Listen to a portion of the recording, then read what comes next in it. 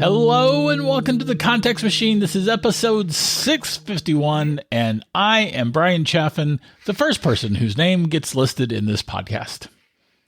And I am Jeff Gamet, and I'm totally fine being listed second. Seriously, it's no big deal. I'm glad. Hey, check us all out at contextmachine.io. That's a website we have. And who's the all? There. Like, who's this plural all? I mean, just like check us all out. Are we Look, like if you don't naked? Know, I mean, I'm not going to tell you. All right, fair enough. Good point. You can use contextmachine.io to reach out to us, or you can find us on Mastodon at Context Machine. Or I'm at Geek Tales everywhere, but really mainly Threads these days. Yeah, you're really active on Threads, and it's really cool. Yep.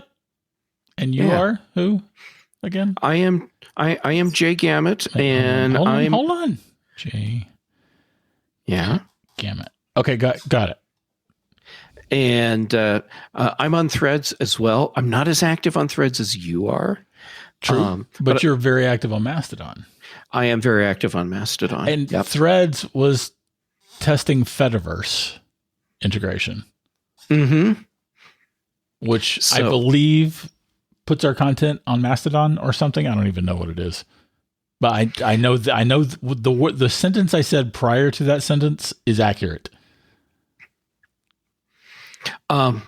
Yes, you said a sentence before that. Yeah. No, I think you are. Yeah, yes, you are correct. They are testing their Fediverse integration. Right. So yeah. They're testing it. And it's like it's a half-assed test so far. Bryan. Yeah. First of his name. Yeah. We have a sponsor today. Oh, good. Jobs. Good. Yeah. Who is that?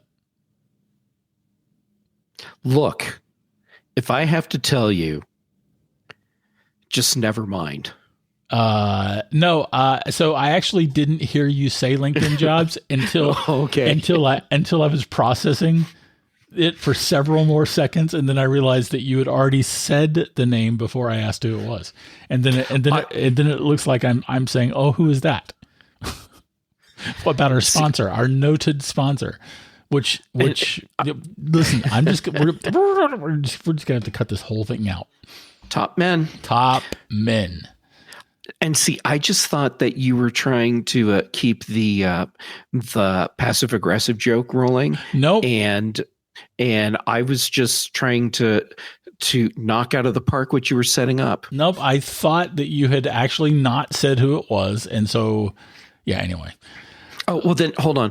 I'll make it easier for the edits. Okay.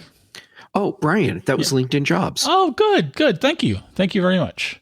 Oh, sure thing. That's fantastic. Can't wait to tell you more about them later in the show. Yeah, I'm looking forward to it. All right, let's talk about Apple's latest antitrust woes. Yeah, the DOJ is trying to give Apple the smackdown, saying that they are abusing their monopoly position. Yep. Which is freaking bizarre. Really, it seems like the DOJ is saying you can't do the thing that your customers love about you. Well, and that's what Apple's claiming that they're saying too. Yeah. I hate this. And I do not think that this is my pro-Apple bias showing or anything like that. I don't think I'm being reactionary or reactive, which I always misuse reactionary. But I don't think that I am just knee-jerking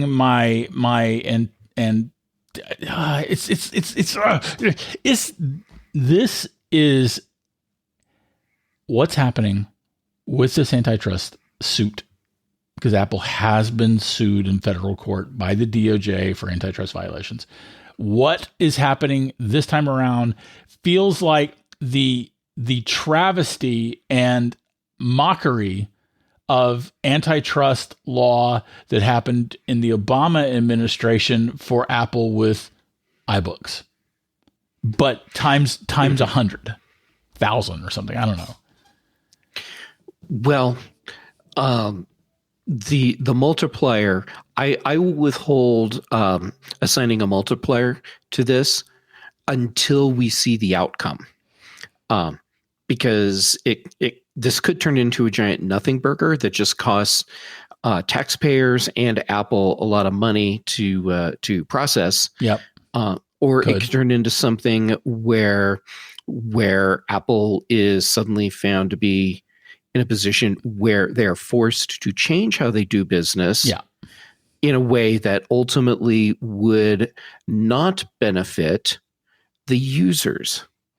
Right. And I listened to a DOJ spokesperson on NPR yesterday, and she was making the case that Apple is harming consumers. I don't see it. And not to mention the fact that Apple has about 50% of the market share. Well, in this case, because the DOJ is defining the market in a way that suits their case, it's more like Apple has a 70% share. I didn't see this. What is this? Okay, so the DOJ, they decided to create their own category, if you will, for the market, and instead of just looking at total smartphone market share for the United States, because that's all they can look at for a case like this, they defined it as premium smartphones. Oh my God, are you kidding me? No. That I hope this gets thrown out. Oh my God, that is so freaking ridiculous. You cannot. Don't worry, I can trigger you even more before we're done. Don't worry. Okay, well, before you trigger me even more, you cannot bifurcate a market artificially like that for an antitrust case. I mean, and not to mention the fact that when they went after Apple for iBooks, Amazon already had 70% share of books. Yeah. So yeah, in the iBooks case, and for those of you that may not know what that case is, I'm the DOJ was accusing Apple and other book publishers of colluding to do price fixing on books, on ebooks. Yeah. And based on the evidence that was collected and presented, I think there was some shenanigans going on. However, the penalty that Apple was hit with was unprecedented for any antitrust case, and unprecedented. So we hadn't seen anything like that before. Still, we have not seen anything like it since. And in that case, they had a monitor that was appointed by the court that Apple had to pay as an employee, essentially, that was embedded inside Apple and had to monitor all the company's business actions related to ebooks for, and a little broader than that, like if I years. Recall. Yeah, it was. I think it was like 5 years. Yeah, it was ridiculous. Yeah, and in the meanwhile, what has happened in the ebook space in particular is that Apple's share fell from 20 to 30% down to 10%, and Amazon's has risen to 80%. I think I used to have these numbers off the top of my head, and in particular, there's been very little innovation. Apple has maintained the Books app. iBooks became Books, and Apple has maintained it, but there's been very little innovation. It seems very clear that Apple no longer cares about books, not like they did when they were doing iBooks. Well, and in that case, there's really not much of a reason for Apple to care, because the outcome of the case handed Amazon the ebook market in a beautiful little package with a pretty bow on top, and it was so decisive that Amazon hopefully sent Apple a fruit basket or so. Yeah, they should some nice present, a couple chocolate bars, something. And what little innovation has been done by Amazon has been what I would consider an antitrust violation. For instance, there's Kindle Unlimited now. Kindle Unlimited, you pay $10 a month and you can download as many books that are on Kindle Unlimited as you want. If you stop paying the $10 a month, you would no longer have access to those books. And then Amazon pays authors by the page read. So if you're a Kindle Unlimited subscriber and you download no books, your money is just going to be shared amongst, the authors that are read by other readers. But if you do read something, the number of pages that you read will be compared to the number of pages that everyone read. And then that month's total subscription haul is divided by that percentage of your pages compared to everyone else's pages. And then the author gets paid that way. Yeah, see, this seems to me like something that ought to fall under. Oh, it gets better. An antitrust investigation. It gets better because if you're on Kindle Unlimited, you cannot have your ebook anywhere else. So you tell me who is the antitrust violator. Yeah, I'm with you. I really feel like in that space, Amazon is abusing their monopoly position. And they were back when Apple was sued.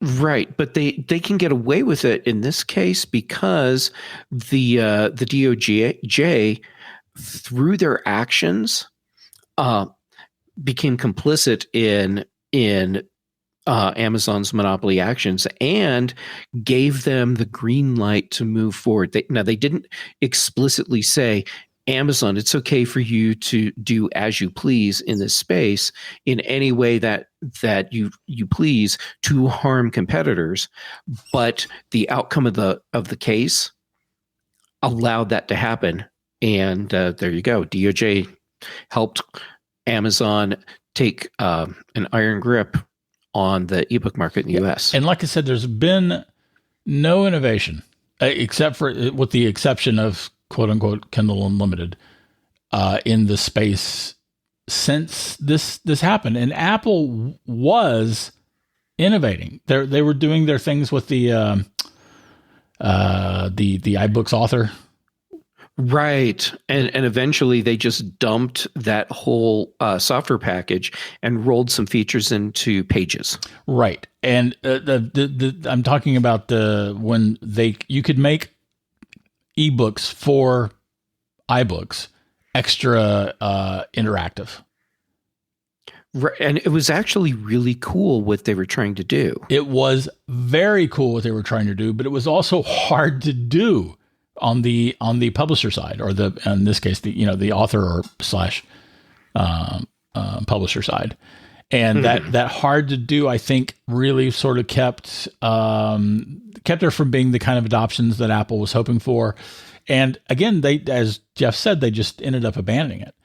So, I mean, I am super frustrated with this, and I'm super frustrated that this attack is being made on Apple, and I worry about it eventually resulting in Apple not being able to do the things that I like for Apple to do. Well, and Apple, their response is essentially that. It's, look, if you force us to change the way we do our business, then you are also forcing us to not offer the products that our customers want. Right. Right. You know, it's funny too, like some of the things that I don't have it in front of me because, top men, but some of the things that the DOJ was talking about was like things that Apple does that makes Android users feel bad. I mean, like, so the crap what? I'm trying very hard to not give myself edits here, but so the absolute crap what? Oh my God. Yeah. Yes, Apple is being accused of taking actions that make it harder to leave their platforms, that makes it harder to use competing products. And in this case, they're referencing Apple Watch and smartwatches specifically, makes it harder to use third-party devices in the Apple ecosystem, and that they are taking actions that cause users to have to pay more, and makes it more difficult for developers. Yeah. So, yeah, and then taking actions that make it make messaging between iPhone and Android or other platforms just not as good an experience. So basically, it's the blue bubble versus green bubble thing. Right. And I say, screw the green bubbles. I don't care about them. Listen, all respect to my friends, the few friends I have who are on Android. I don't care about them feeling left out. They are left out. If Apple had to do or create their products so that they seamlessly and transparently fit in to other ecosystems, then why not just abandon iOS and adopt Android and give Google the mobile device operating system monopoly? Right. That would be great. They also basically said that Apple was doing things that they don't have to keep. I forget how they put it, but basically Apple's saying some of these things that we do are to keep our users' privacy and security up to speed. They worded it much better than I did, but. And the DOJ was saying, "Nuh-uh." Oh yeah, and related to that specifically is the notion that Apple requires users to use Apple Wallet for contactless payment. And then they went on to say, because of that, Apple is collecting all of this information about the purchasing habits of their users. Therefore, Apple is actually degrading security and privacy for users because of what they're doing. I suspect that Apple will be able to handily beat that argument with data and actual practices. I assume that'll be dismissed, that particular charge. That wouldn't surprise me at all. Accusation, because I am so frustrated by this. Bryan, are you aware that there are 16 state attorneys general that are signed on? Yeah, blue and red states, I might add. So it is a fairly bipartisan attack against Apple. Yeah, it's a case where here's another thing, Bryan. APIs. Apple should not, according to the DOJ, have private APIs, and Apple is using their private APIs to limit cross-platform technologies from working. And they include messages as part of the example there too. Yeah, I don't get this. I don't get this, and I don't support it. There is one thing that I don't know how deep. I haven't figured out exactly how deep into this suit goes, but I have long been on record as saying that when Apple is competing against a competing service, especially when they're entering the market, that their 30% tax is probably unfair. I'm saying this, and Spotify can go F itself. Spotify, I do not like Spotify, and I do not like the way they whinge. But in music streaming, it does maintain a somewhat anti-competitive stance for Apple to favor its own services. And I do feel like whenever Apple enters into a market that's subscription based, that they should probably waive their fees or greatly reduce their fees for in-app subscriptions for competing services.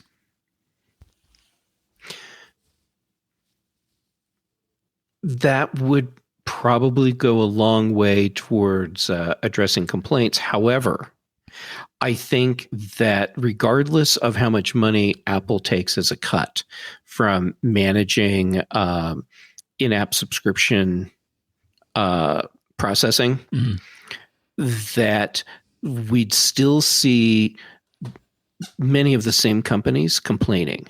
Yeah. Epic, for example. Yeah, because Epic is a bunch of freaking babies. Edit. Well done. Saved yourself from an edit.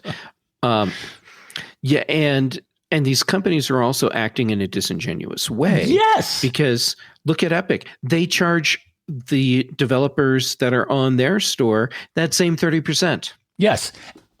And do not lay aside the original sin of the fact that these companies have a successful business model because of Apple. I think that is super important. Right? I mean, the Apple built the concept of safe in-app purchases. In-app purchases are the thing that they are today because of Apple and because of Apple's infrastructure. And all these companies that are complaining about it wouldn't have jack poop if it wasn't for Apple. And for these services that they're complaining about. And that drives me bananas. And I right. think that developers got a taste of reality in the EU when Apple said, "Oh, fine. Okay, great. We can't take 30%. Great. We're going to start charging you for all the things that we've been covering out of our 30%." Mm-hmm. And then everybody's like, "Oh no, that's not fair." Just so everyone knows, that's an exact quote with the correct tone of voice. Yeah.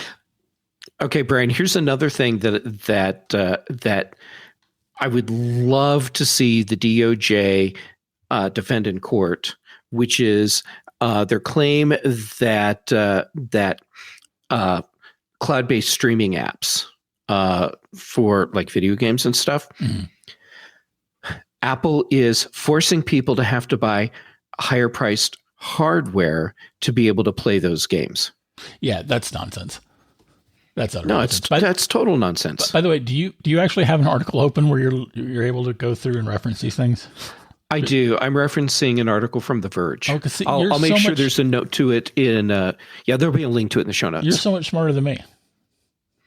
Well, you can get by in life on your looks, and so I have to do other things to compensate. Well, I'm just glad that someone's actually referencing something. So that's good. Anyway, I hope that Apple beats this. I don't know. I thought that Apple would. So here's where I'm coming from. I thought it very clear that Apple had won its suit in the iBooks case. I thought it was clear and evident that Apple had utterly destroyed the DOJ's case against the company, and the very honestly respected judge disagreed. And she smacked Apple hard. And so she smacked Apple harder than anyone has been smacked before, essentially. Well, you said that before, and I don't really know that that's okay. So the comparison, companies have been broken up. That's true. So there was no breakup, but for the type of remedy that she imposed, that was the harshest imposition of that remedy. And the example that I recall people were using as comparison at the time was like when big oil companies were being hammered for monopoly actions. Even they didn't have as onerous remedy as Apple had to deal with. I don't know. I think being broken up is substantially more onerous. No, I'm not talking about being broken up. I'm talking about like when you have for the type of remedy Apple had, which was you have a monitor that's assigned to the company, and even like the big petroleum companies, when they had monitors assigned to their companies, it wasn't as intrusive. And it wasn't for as long a period of time. There were just all these things that were done with that type of remedy that cases that were far worse, that didn't happen. So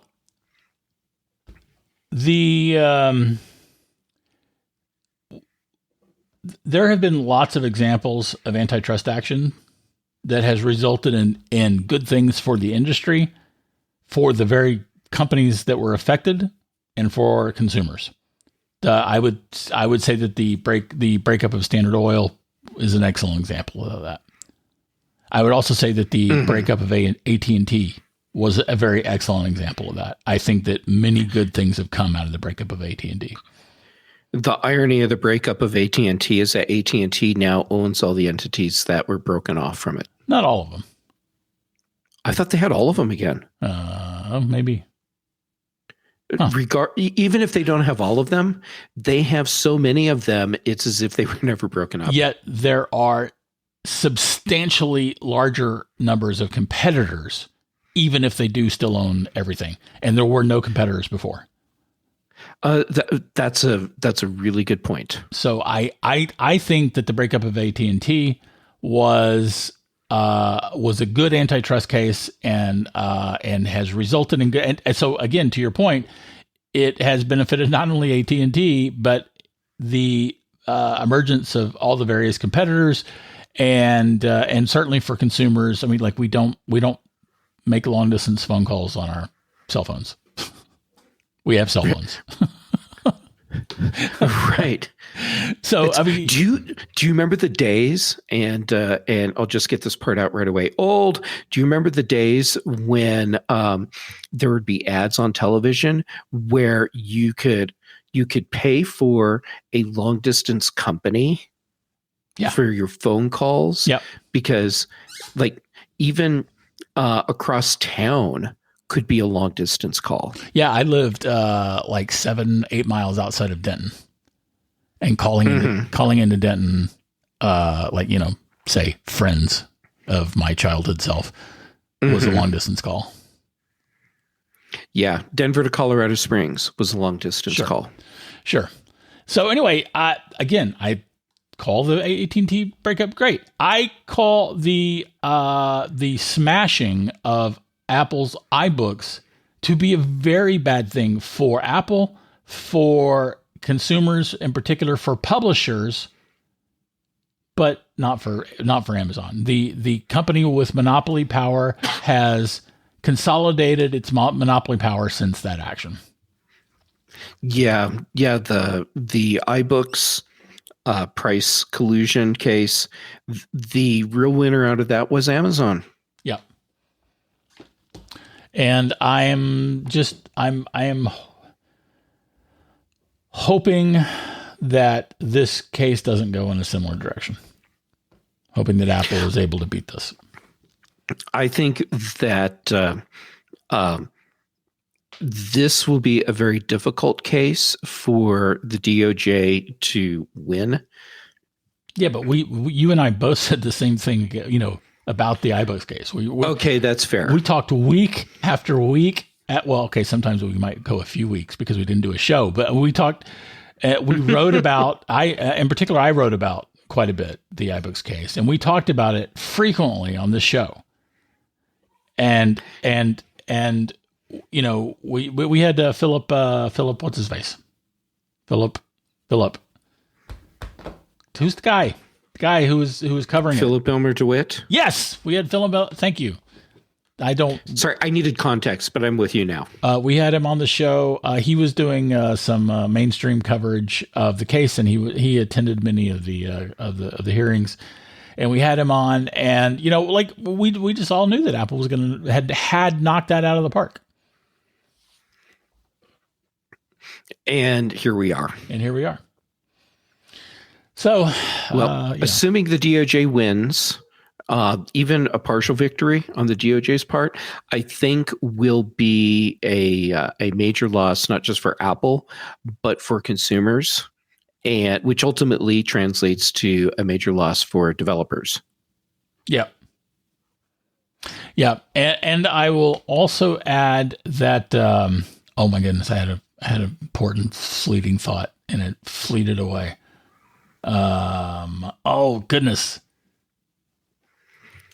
What'd you say before that?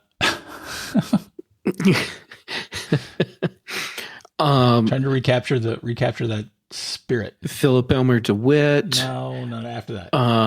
Amazon was the big winner. No, after that.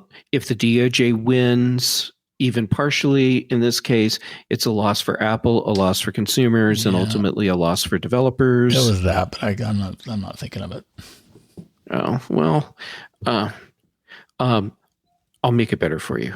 Wow, Bryan, that was an excellent point. How is that? Well, I think there's literally only one thing I can say, and that's that when you're hiring for your small business, you want to find quality professionals that are right for the role.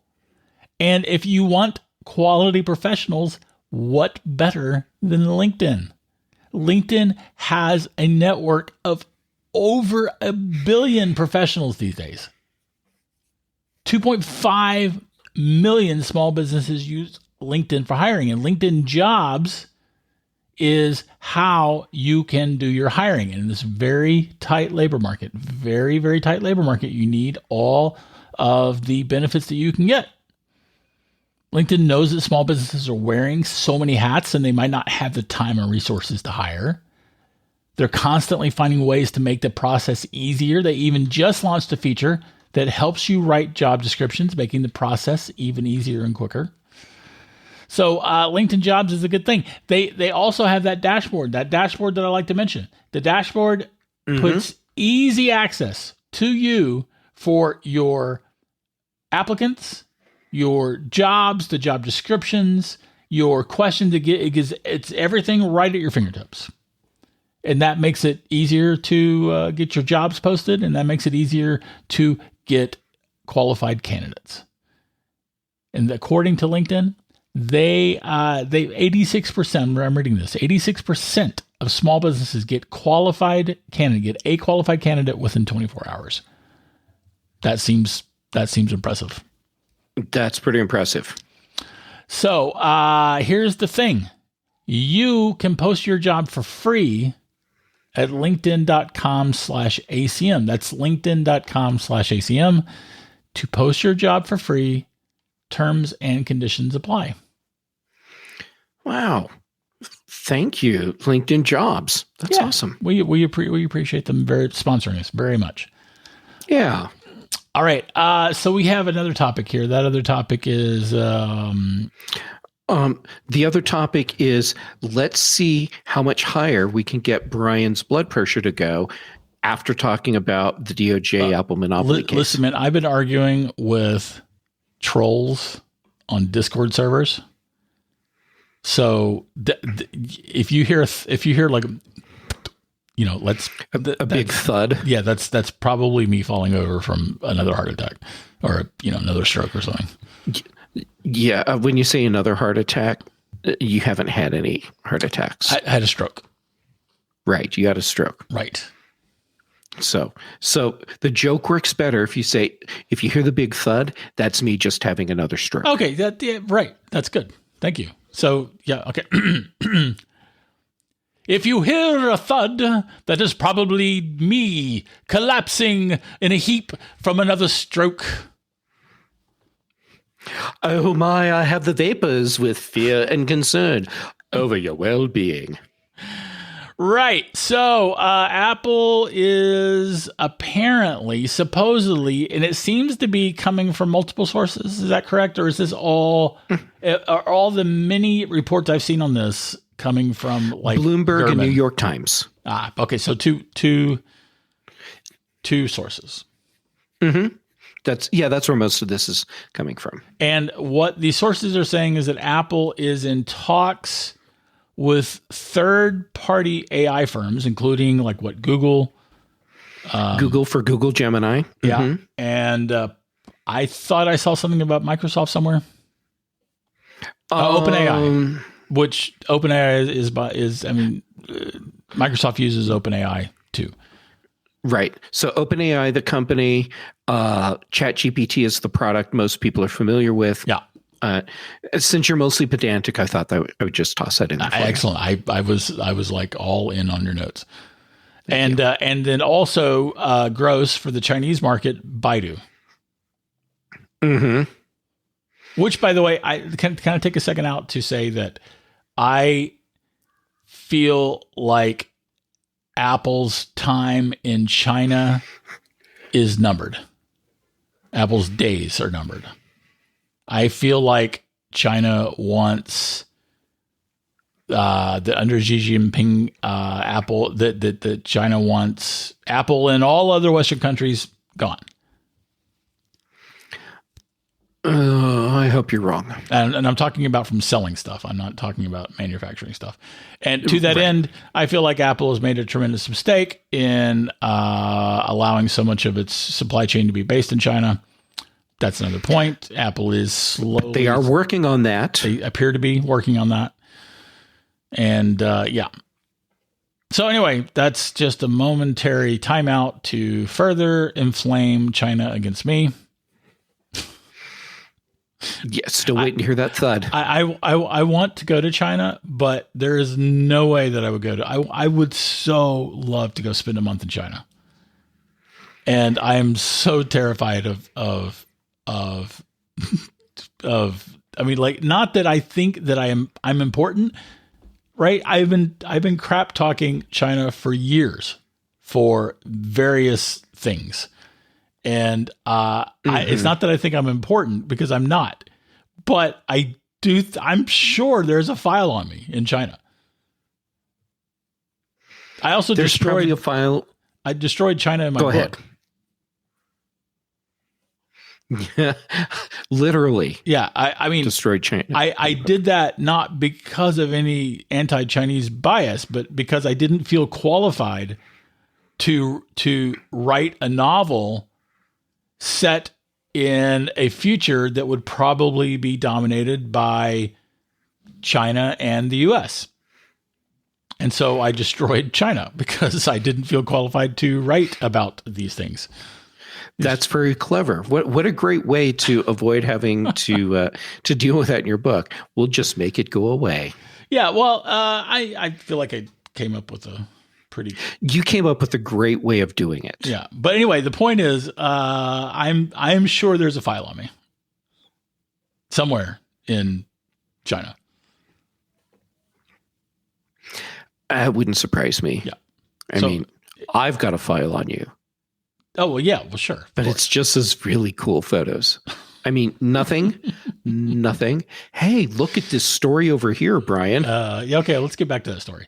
So Apple is in talks. So theoretically, these talks are essentially for Apple to put a sort of vocal chat interface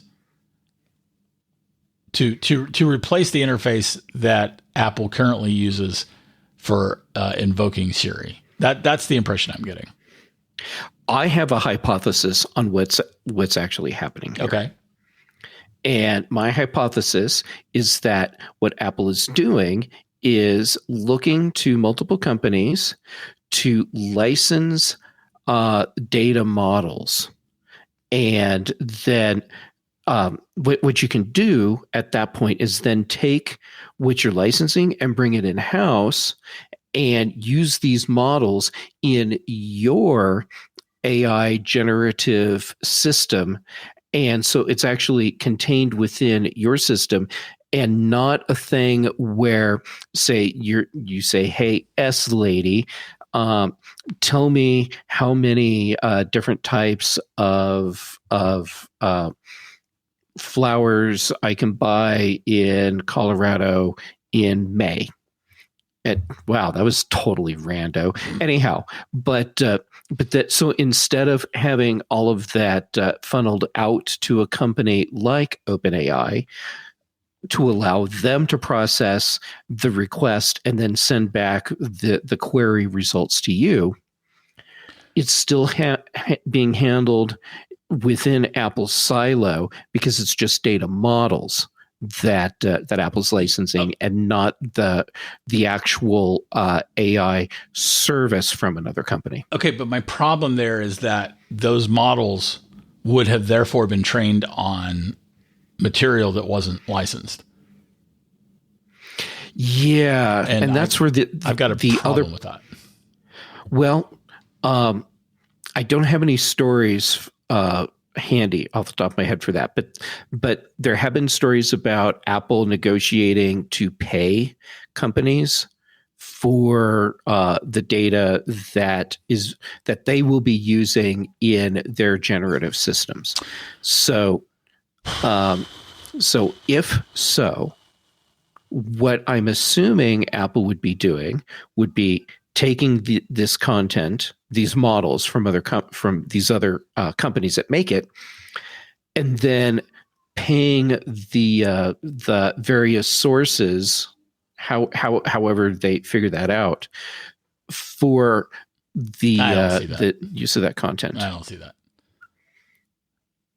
Well, I'm trying to think positive here, but I mean, the point you're making is actually really important. How much of the data that's going to be used to allow us to have a more robust voice interface system with the S lady, how much of that is coming from what you and I see as tainted data because it's been scraped and used without permission? Yeah, and like, you know, Reddit's recent decision to license things on Reddit for OpenAI. Hey, well, you know, if you're going to start selling stock in your company, you have to find a way to take advantage of your users so that you can monetize. Right, and that was my point: is that the users aren't going to be benefiting from that, and you know, I am tense about, in particular, content creators, songwriters, movie makers, video makers, writers, and you know, various content makers like that who have their stuff scraped and you know, so that someone can write a book in the style of Bryan Chaffin. I realize that no one's probably going to do that, but you know, write a book in the style of George R.R. Martin. That is a thing that is probably already happening. It's probably available as an ebook on the Kindle store right now. Yep. And I have a huge problem with that. So do I. if my feeling is if your business model is predicated on taking other people's content without compensation so that you can create the product where you are getting paid, then your business model is flawed. Yeah, your business model sucks. Yeah. Yeah. So anyway, I don't know. Here's another idea for you. What if Apple is actually talking to these other companies to really sort of find out where they are? Oh, sure. Like doing recon. Yeah. Because I find it like, I feel like Apple has access to enough data from the now currently opt-in ability to send your stuff to Apple. Right. So basically, I believe it is all opt-in now, right? It was at first opt-out, and then people complained, and then it became opt-in. Yes, that's how I'm remembering it too. So when Apple is asking you if basically they can use your data to train Siri, and you have to confirm or cancel, and a lot of people have in fact opted into that and said, fine, do it, because in part they trust Apple when Apple says we're not going to do anything that's going to be tied to you with this data. And I feel like Apple has access to more than enough data to actually not have to use these third-party services. And they may very well. All right, Bryan, I have a problem with the way this is all being presented by various media outlets. Okay, because part of what they're saying is, well, Apple has fallen so far behind in the AI space, so they're having to do things to catch up. And I disagree with that. I don't think Apple has fallen behind. I think in many ways Apple has been a leader in this space. It's just that they haven't been doing the creepy LLM thing that like OpenAI has been doing and what Google is doing. Their AI efforts have been very under the hood, and it's things that we're using on a daily basis. Like when you take a photo with your iPhone, that's Apple's AI stuff making that photo come together in a way that works for you. Yeah, Apple has heretofore called this machine learning because that's what it is. Right, which is accurate, but it falls under the same umbrella.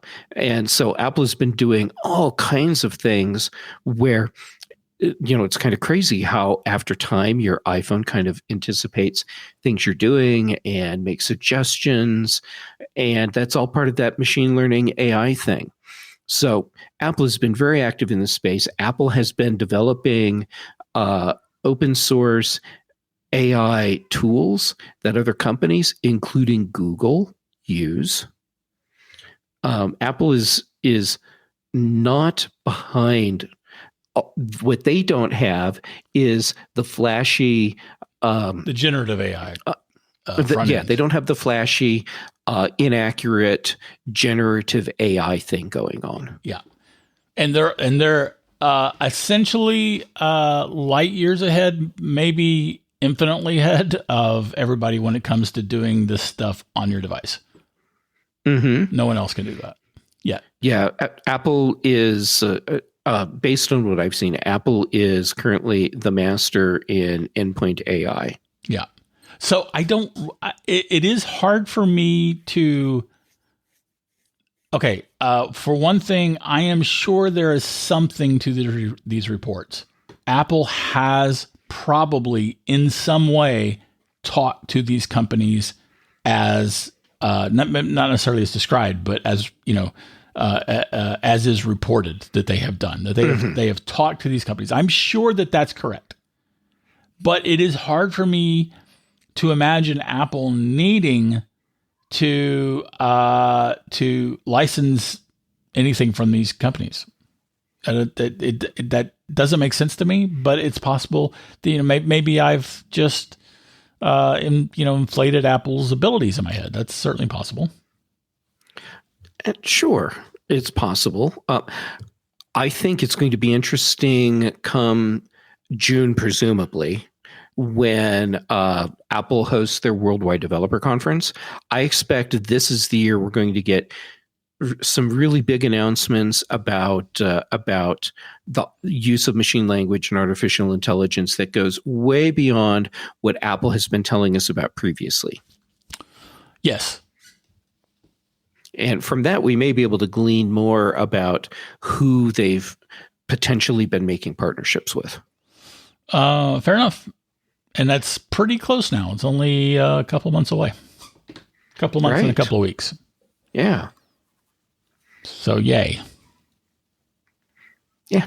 All right. I think, are we done? I think it's a good time to break. I agree. And you made it through the whole show without dropping. So well done.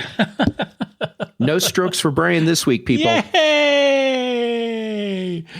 I'm a winner. Let's see here. So first of all, I'm going to have to do this. Yep, I did it. And then I'm going to say, that's this week's Apple. No.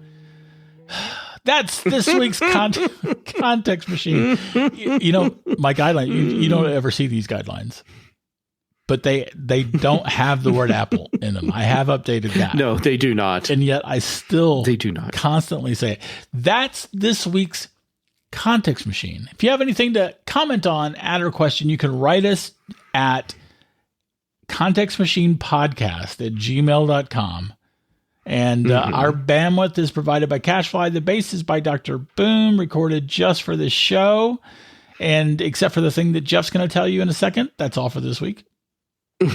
Hey, thank you, LinkedIn Jobs, for being our sponsor this week. Yep, you can post your job for free at linkedin.com/ACM. And that's it. Thanks, everybody.